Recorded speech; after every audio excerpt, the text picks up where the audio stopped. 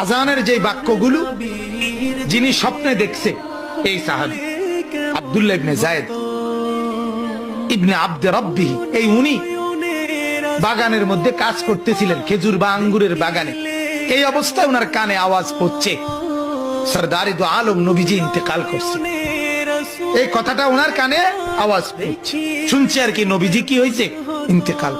সাথে সাথে কিতাবে আছে উনি হাত তুলে আল্লাহকে বলছে, আল্লাহ এই চোখ দিয়ে যদি এরপরে আর নবীকেই না দেখি তো মাওলা তোমার কাছে ফরিয়াদ, এই চোখ দিয়ে যেন আর পৃথিবীর কিছুই না দেখি, এই কান দিয়ে যদি তোমার বন্ধুর কথা না শুনি, রব্বুল আলামিন যে চোখ আর নবী দেখবে না, এই চোখে আমি আর কিছু দেখতে চাই না।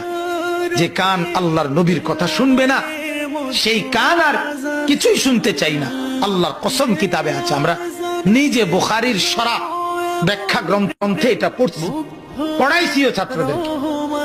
ওই সাহাবী এরপরে আর মৃত্যু পর্যন্ত কোনদিন আর